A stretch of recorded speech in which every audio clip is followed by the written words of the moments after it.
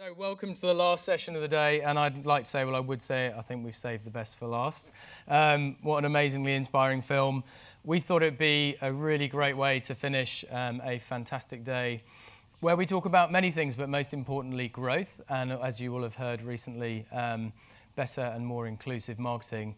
To hear one of the most inspiring stories at both an industry level, at a country level, the rise in women's football. And we're extremely fortunate to have some fantastic guests to talk to about this. We believe there's not only some really great transferable learnings, we also think there are some things to inspire different ways of looking at growth as a whole within business and the parallels. But we also think there's some good human stories in there that I know you'd like to hear. So we're very fortunate to have an amazing panel.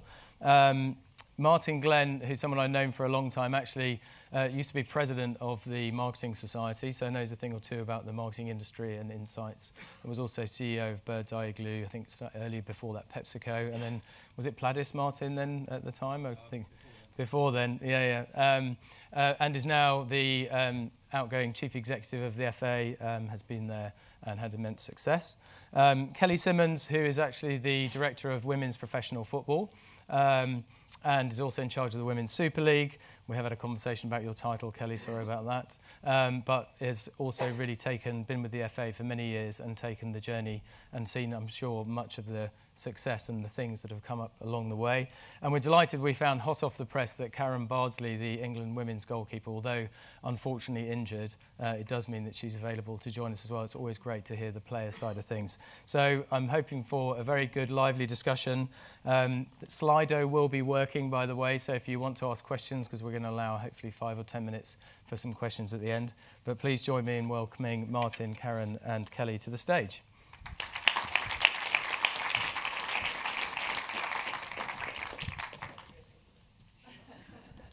I was going to say, you might be some time, Karen, is that right?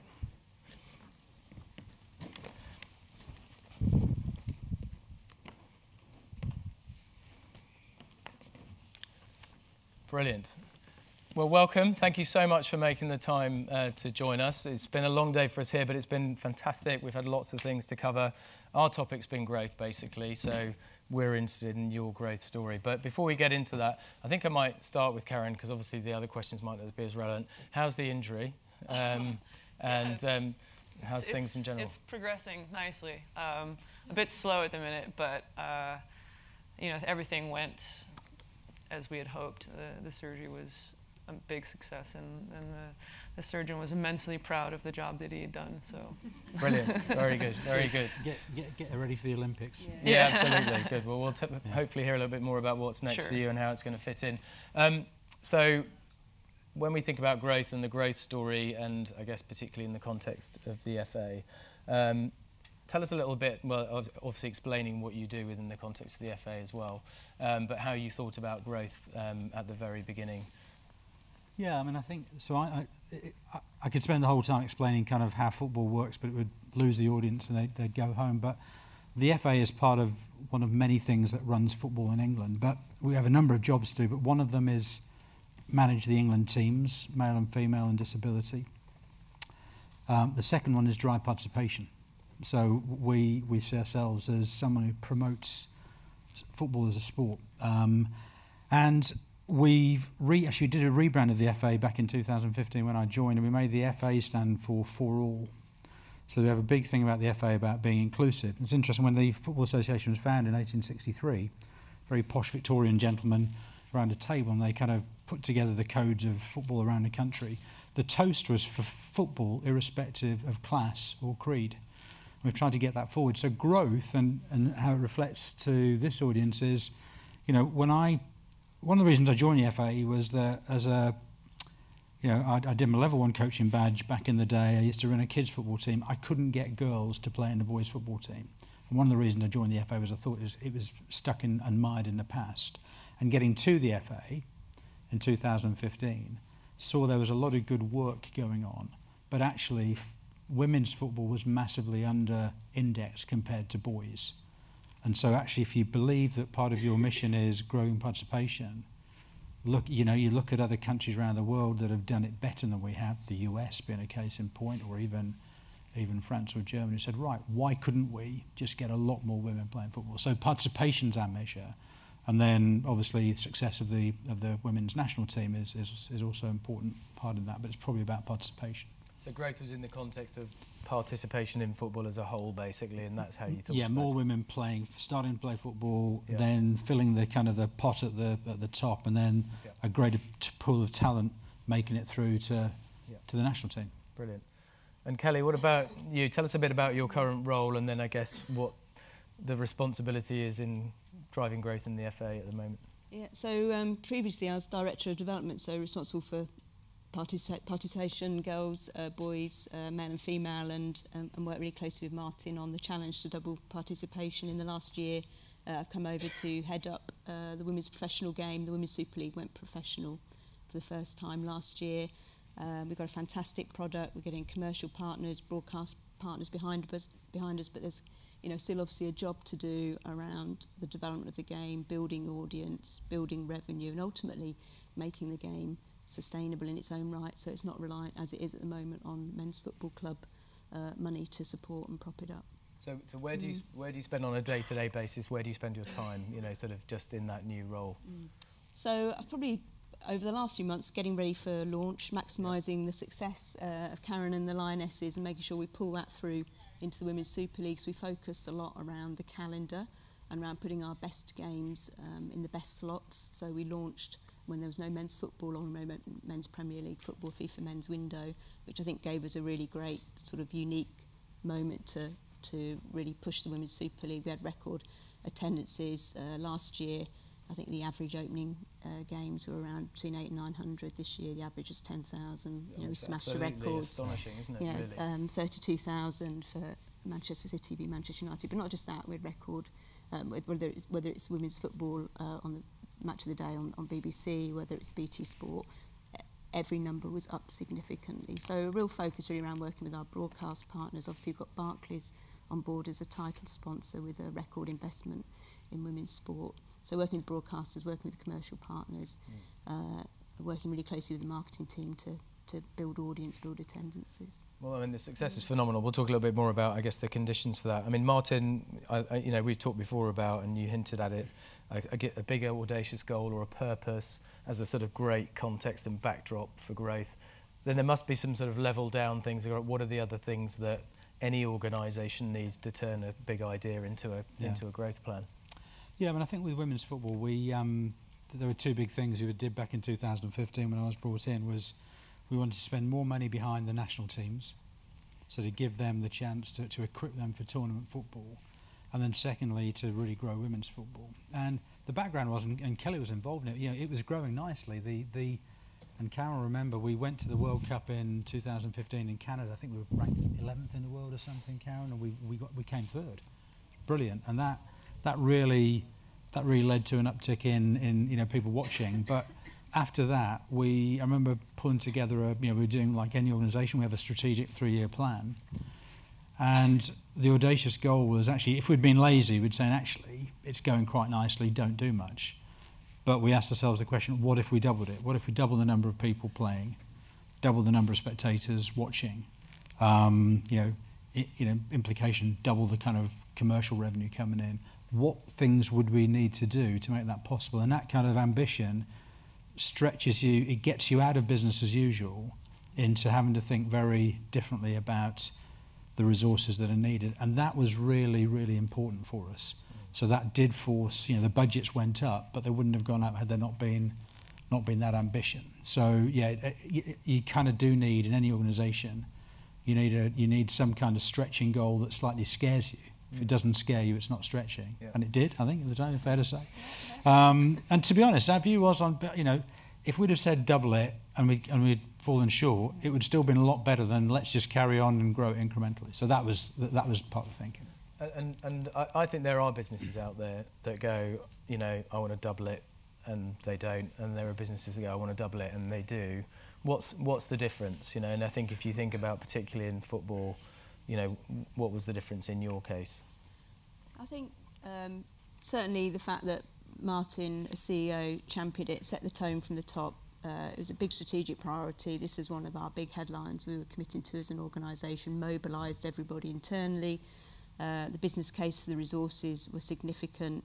I think we'd always applied a sort of general model to the development of boys and girls, assuming girls are the same, and they weren't. So when we did a big piece of research and insight, it really clear that, you know, girls are starting at a different place, they've got different and less opportunities, they're unlikely to just jump from maybe a small introduction in schools, if they're lucky, into competitive team football like boys do in their hundreds of thousands. So we have to really understand what the customer wants and make sure that we deliver that, but really deliver, make sure that the workforce who are the closest to the customer, the coaches, really understand what girls want, which was fun, fitness, you know, making friends, learning new skills, and helping to build confidence, and really understanding what age you need to go in at.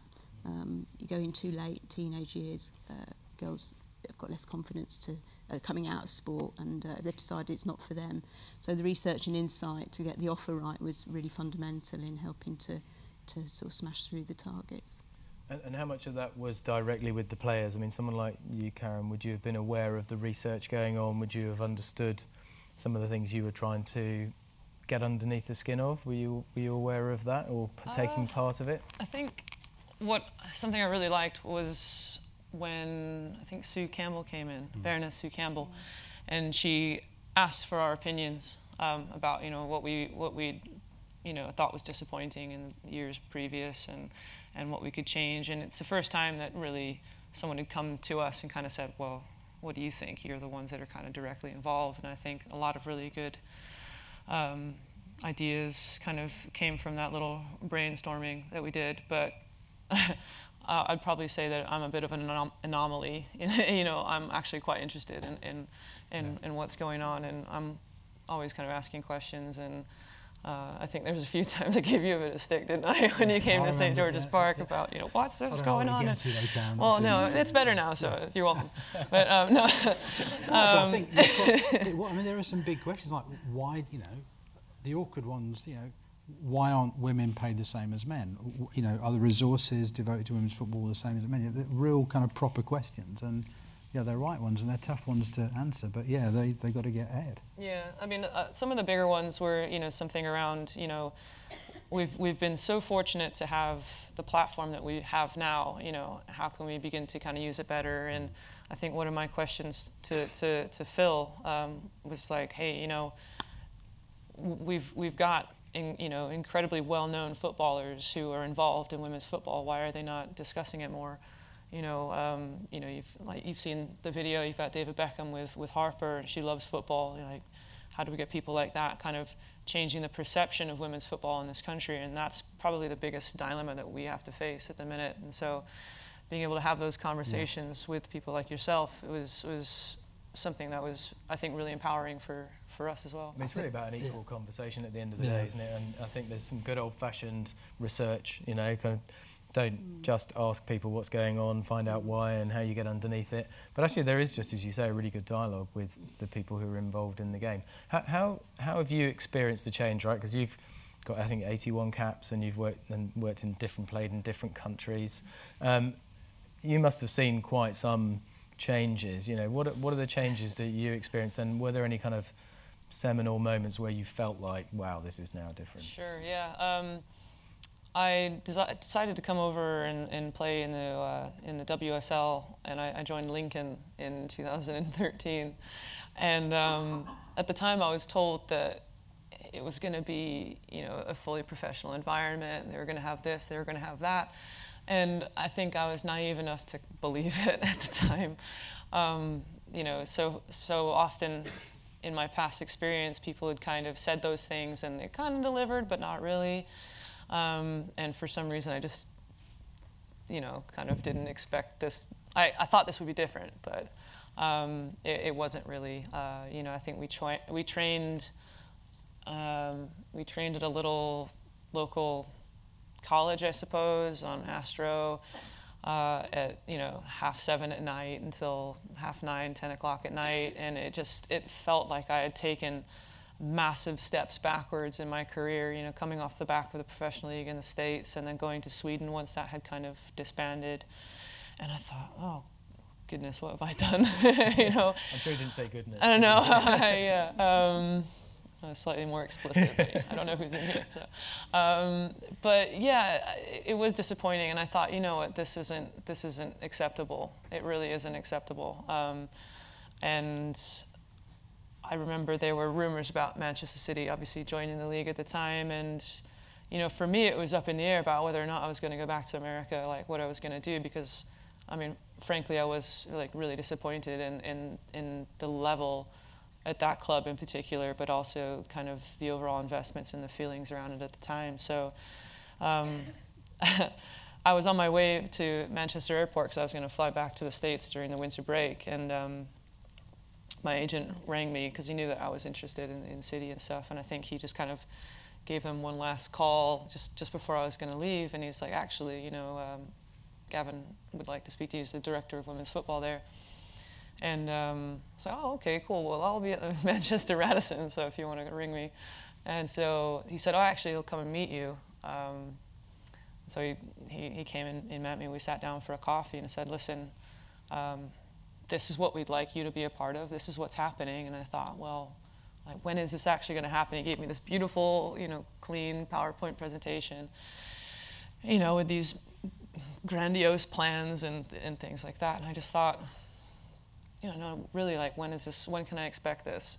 He said, no, it's 3/4 of the way finished. And I thought, oh wow, okay, this is actually going to happen. And, you know, lo and behold, the year following the CFA Open, but by no means was Manchester City a finished, polished product at that time. You know, we really had to refine everything really about it, you know, because we kind of started off-site. You know, at different hours, there were only a handful of us that were professional that could, you know, actually train all day, and then in the evenings with the rest of the team as well. So once I think the club kind of realized just where we were, they made a commitment. And I think that for me was the biggest difference, you know, were those commitments from those larger clubs to say, actually, we want to do this properly. And clubs like Arsenal have been doing it for a very long time, you know, and there was just no real competition. And then Chelsea came in, and Liverpool did very well. And then I think we just need to kind of keep pushing that, you know, and it seems to have paid off with obviously the backing of, you know, some very intelligent people that have put the hard work and graft in. So you felt like the momentum building, obviously other people joining the party, as you say, the professionalism around it. What was going on behind the scenes from a commercial perspective as well? I know, Martin, we talked before about the viability of the game and how that kind of was viewed. The FA it's an organisation that's owned by its shareholders, which is in part the professional men's game and in part the amateur game, historically men's. There was no constituency for women's football. That was really the challenge, and the work that Kelly had done about, you know, the years prior to that was getting some money from various parts. So we had to create more money to fuel this without taking money off pet projects that the men's game had, and growth really helped with that. So the big step change we had was reselling FA Cup rights in a different way, which took the revenue of the FA up from 330 million to 450, and at the same time we got more efficient. That just freed up money to really properly resource the first stage of women's football, but we had to create the conditions for growth, you know. So, and that is a political argument. The way that the FA is configured, you know, you'd think, well, yeah, you have to sort of make the case for women's football and require people taking a, you know, sort of almost a noble perspective rather than saying we're going to maximise what our individual male constituency needs. So that's been a balance, because the thing that's, if the FA were simply a participation organisation, I remember, you know, you asked me about parallels in business. I think benchmarking is really important. In 2015, I went to a conference FIFA ran in Canada about women's football, and I remember the head of the US, my counterpart, the US FA, said, every dollar I can spend on women's football gives me a 10 times return in terms of participation in the men's. And that was true, is still true in England today. It's not necessarily the argument that's going to get you more and more money, but that is still the opportunity. But you're a participation organisation in a stakeholder environment, and you know, we reflect, our stakeholder environment reflects how football was played 100 years ago, not how it's being played today, and that's the political game we've got to play. Yeah, I mean, I guess that proves, doesn't it, that, you know, your point about participation, at the end of the day, that's it's an audacious goal, and it's, I guess, a commitment, but it doesn't do it on its own. No. You know, I think there is something about, you know, what's the business case, what are the numbers behind it, what's the political, social, cultural context, and I think it's probably quite easy, again, just to be quite simplistic about it and just go, you said you needed to up participation in football and women's football was down here and men's football was up there. But there's some real mechanics that need to be worked through. And, I mean, how did you think, because commercial must have been a big, you know, participation drives interest drives commercial opportunities. How did you start to approach industry and some of the brand owners to try and kind of get that story on board? Well, more on the Super League, the role I'm in now.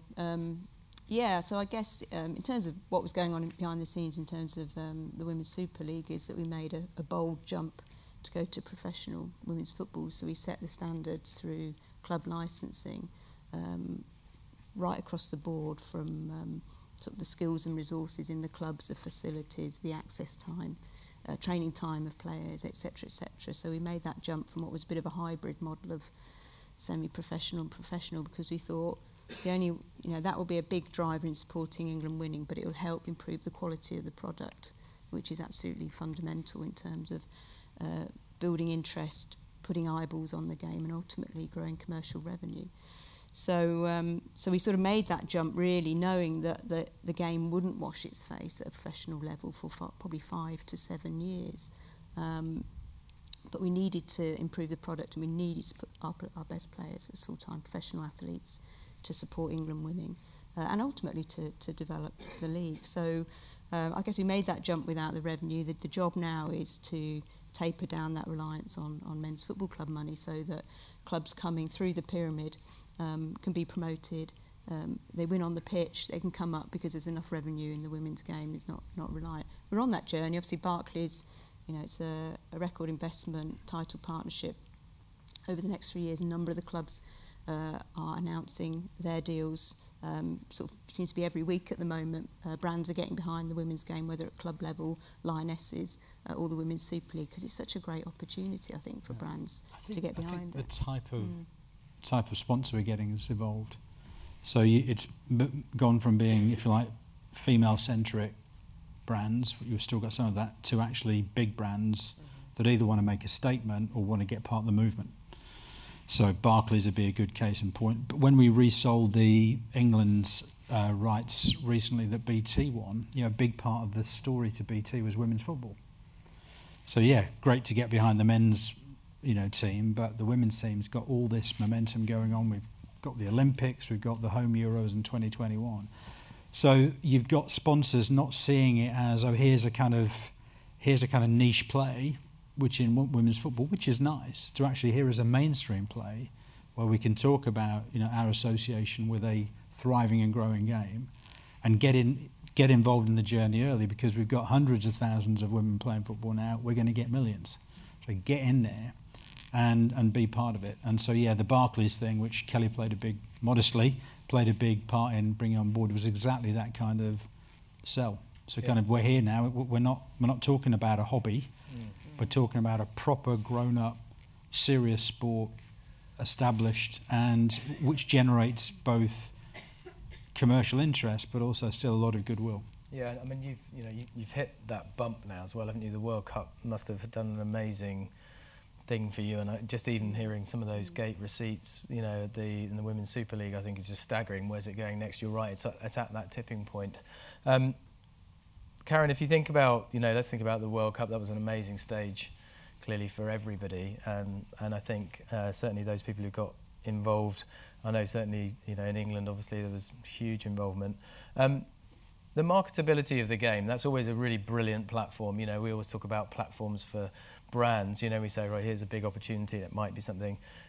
Think about the players and their characters. You know, you saw the emergence of new characters. You know, Rapinoe was very sort of famously kind of held up there. What role do you think the players have in, I guess, making it easier to sell the game, other than obviously winning games, which Martin and I have always talked about, and the most successful thing is to win the World Cup. But how do you see that in your role as players, and how do you think about that?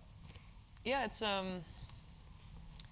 obviously, again, the product on the pitch has to be the most important part. But it's given us, you know, a new opportunity to maybe connect further and more intimately, I suppose, with the supporters, you know, in terms of letting people kind of know who we are, you know, that we're not that much different from people yourselves, kind of understanding what our journeys are and the similarities in our journeys that, you know, you can that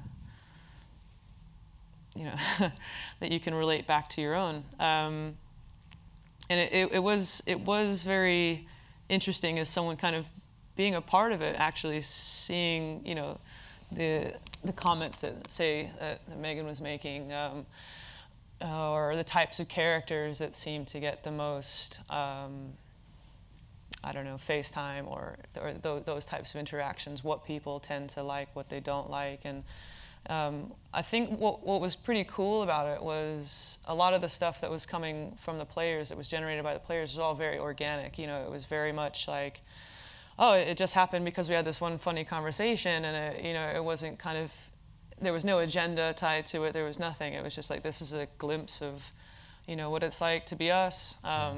Yeah, you know, what it's like to be a part of the team, what it's like to be, you know, in this amazing tournament. And it's very unique. I think a lot of the stuff that we tend to offer is very, like, a very unique perspective into something that would not be readily available to everyone. You know, so we did Lioness Daily, which I thought was an absolutely amazing piece of marketing, if you will, or coverage, I should say, because it was every day. There was someone different. There was always a story kind of associated with this. You know, this happened the other day, and it was really funny, and you would never know about it, you know, unless you were obviously in the squad. So it was pretty cool to share that with people. I thought that was really nice and insightful, and it was casual, and that's I think what I really liked about it. Yeah, exactly. So I think what we bring and what the people who seem to get the most attention do bring that authenticity. You know, they say what they feel, they say what they think, they, you know, they really believe it. You know, and I suppose, no matter what was said, people are still talking about women's football. They're still talking about, did you hear about this? Did you hear about that? It's in all the papers. It's on all the TVs and everything. If you contrast kind of the marketing that we did in 2015 to this year, it's completely different, isn't it? Mm-hmm. You know, yeah, it was quite funny. I remember Gary Lineker commented on a video that we'd put up on FATV at the time. And it was us doing like the Yaya Toure, you know, like the Colo Toure thing while we were going up the escalators. And, you know, we heard that it was like, people were like, not taking the mickey, but like people were just kind of like, that's disrespectful, you know, like, why are they doing this? And we're like, well, God forbid we have a personality. Yeah. You know what I mean? Like, I think that's real. I mean, honestly, I think that's something you can see from the outside, is that the ability for your personalities to come through and actually to have a bit of fun whilst you're playing. And I think, you know, I'm sure as the game's grown and you've seen your profile go up, you've probably had to be a bit more careful about kind of where you're seen and what you're doing. But at the same time, it's good for fans, isn't it, to get to know the people behind the players a bit. And they've got great stories to tell. You know, the girls and women that have come through, all the England players, you know, they've probably had to fight to play in mixed football or boys football. They've had to fight to play at school. They probably at the start of their career, they might have been semi-professional or amateur. They've had to fight really to become professional footballers and full-time athletes. And they've got, you know, they've got great stories to tell, and brands that are into storytelling. You know, there's some fantastic personalities and stories that have really come out, I think, through the World Cup. And we've tracked, you know, as part of, obviously, a big part of our strategy was to drive people to watch the Lionesses. It's also to make sure that we help them become household names, because that will help pull through into the Women's Super League. You know, the big challenge for women's sport now is not the pinnacle events. We know they can attract interest in their millions. It's now trying to break through in terms of sort of domestic, regular coverage. No women's sports done it yet. They just disappear after the Olympics or World Cups. So that's a sort of challenge. That's why the Lionesses and the success of the Lionesses and those personalities coming through are so important, because people come and follow them back in club football. Yeah, that was a massive... And the indicators are massively up after the Lionesses. Yeah, that was a massive part, I think, of something that I really felt was... when we came home, there were a lot of, you know, everyone was kind of saying, oh, my son or daughter watched, or I watched, and, you know, I wasn't necessarily a big fan of football before, but I really like watching, you know, the Lionesses, or, you know, something I feel like I really noticed was, you know, that was missing before, was there wasn't that level to aspire to, really, or people didn't really know necessarily the pathway to get there. And it's now, you know, I want to be that Steph Horton, I want to be that Tony Duggan, I want to be that Jill Scott. How do I do it? You know, now there is actually That Karen Bards. okay, well, yeah, I guess. But yeah, there's that, yeah, there's that person, you know, that you know, maybe they're more like me, or you know, they've got stuff that I like to do, or, you know, those sorts of things. And you go, okay, well, I can do that now. And I don't think that little carrot was there, you know, only a handful of years ago. Just I'm trying to pick sort of business stories out of it, but so there has been an element of risk taking with it. So, you know, the investment behind the broader women's game. But I got asked by a journalist after we announced the men's squad very differently in 2018 via social media. That caused major eyebrow raising by the press pack, but it worked really well for us. And part of the job there was actually we wanted to reconnect the England men's team to the population, and the way to do that was actually to show the population who this new team were. So social media is really important. So we sort of actually relatively invested a lot more in trying to get the women's team announced. There was, you saw perhaps the video we showed before we came on, Prince William, a load of celebrities announcing each of the squad members. But the journalist question as well, you know, won't you feel a bit foolish if they don't do well, having spent all this money? Well, so you are literally damned if you do, damned if you don't. Of course, you've just got to back them. Yeah. But I think once again, I think in any growth situation, it's calculated risks. And, you know, you're not going to get everything right. But we're really pleased we did that, because, as Kelly said, part of our marketing plan is to keep salience high in between the spikes of the various tournaments. And, you know, the bit of background story, we worked really hard to get an Olympic team. I won't bore you with that one, but you have to get the other home nations, the Scots and the Welsh and the Northern Irish, to agree, and that's been a whole different. And they don't take women's football quite as seriously as we do, but anyway, we got there, and that's another. So if you look at a marketing plan for women's football, it's just brilliant. You know, World Cup's been good, could have been better, but really good. We've got an Olympics, which is really big for women's football, and then we host the Euros in 2021 in England. So, what brilliant product for then marketing to keep doing things with. And how can brand owners support you on that kind of journey? Because obviously, as you say, I mean, I'm sure, I mean, you talked about the commercial realities of the women's game and actually getting it to a sustainable future. There must be a partnership strategy that's going to keep that going. Well, I think, I mean, it's a little known fact, there aren't any commercially viable women's leagues in the world. We think we're going to get one in England. You know, some of the leagues work in, say, France with just 2 clubs having teams, and we're going to make it more like the men's Premier League. So we think it is going to happen. It'll be partly increased gates, partly TV, but also the sponsorship bit. And I think how does it work, or how will it happen? We're just going to keep telling the story. You know, there's actually, if I were, you know, doing my old job. Back on the sort of the brand side of things, I would definitely be looking at women's football, because it's moved into the mainstream, and I don't think the pricing of it necessarily has, or the cost of it has. It's actually great value. I'm sorry to do a naked sort of sell here. It's terrific value. You're crazy not to get behind it and form an orderly queue. I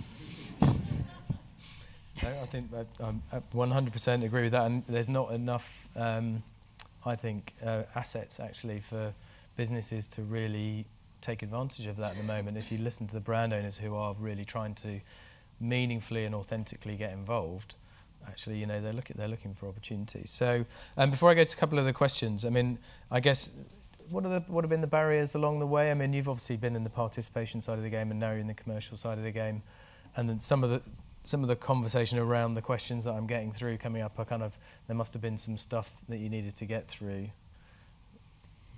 I guess, well, old job as development director, trying to get girls and women to play, and clubs to start girls' teams, and schools to adopt girls' football. You know, cultural barriers that girls' football football was perceived to be a boys' sport, whether that some girls had that view, even though when we did a really interesting piece of research with Disney, the sport they wanted to play, girls' football, was hands down winner.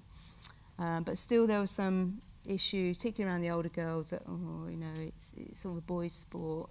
Parents supportive, but not supportive as they are of their sons playing football. So all sorts of cultural barriers, resources that we've talked about. Obviously, it costs to put those activities on the ground and drive the development of the game. And I guess it's, we've gone from, trying to we have broken through, I suppose, into mainstream. But we're still, although women's football's got an interesting history, which we won't go into today, in terms of its sort of growth, it's relatively new. Yeah. And, it's going on this incredible trajectory.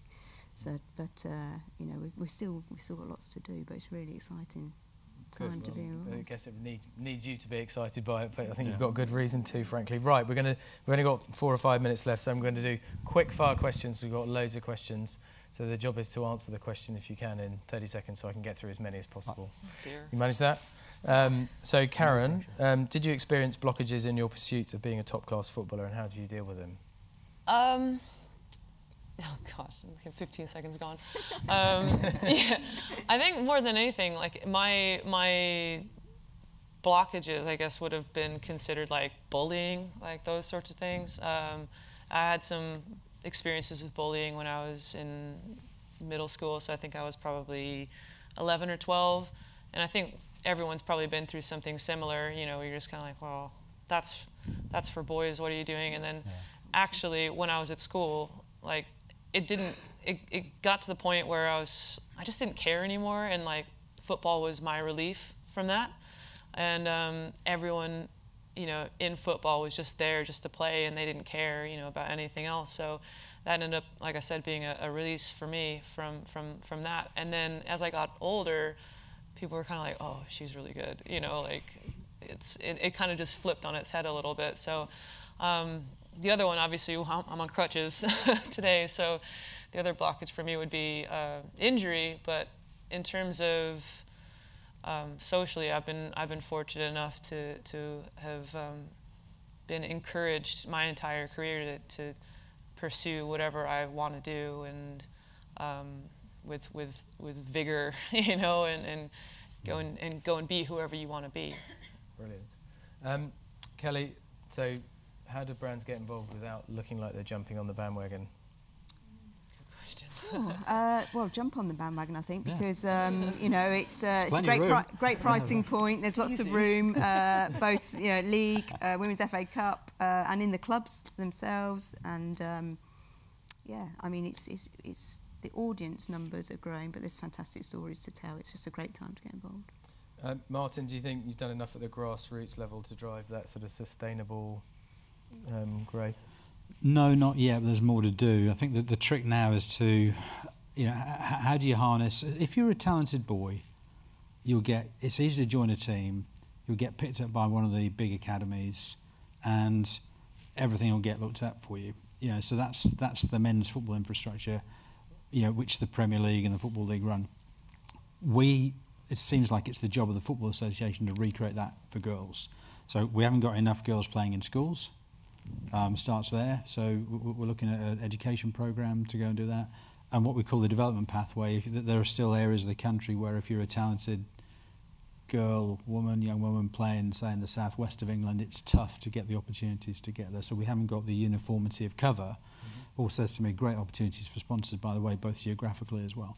So yeah, I think there's plenty more to do. The challenge, the FA just won't have the resources to do everything. So we have to either claw resources from the traditional men's game, but I think the other part of it is get it on the government agenda. It should be seen as part of health, should be seen as part of inclusive societies, etc.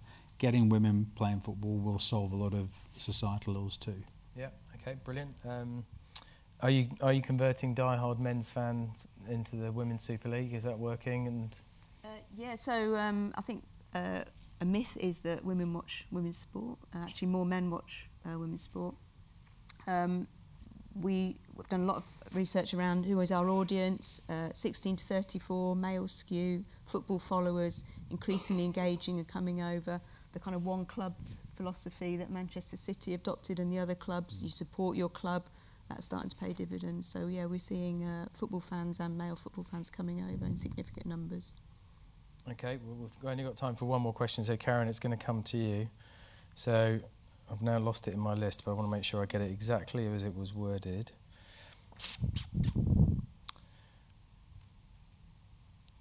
Who would win in a men's versus women's penalty shootout? Ooh. Well, I would say before 2018, definitely us. Hands down, yeah. But they've seemed to claw their way back a bit after that World Cup performance. But yeah, I'd say right now it's pretty darn close. I was going to say it depends who's in goal. I'd definitely save a couple already. Yeah, I would. Brilliant. Well, listen, I mean, honestly, I've got like tens of questions that I could have asked you guys. I'm afraid we've run out of time, but I just want to say a huge thank you for you sharing the story. Lots of transferable learnings, but in and of itself, a really inspiring growth story that I think certainly you guys, I'm sure, are proud of, but also we're very inspired by. So a huge thank you to the panel, please. Thank you.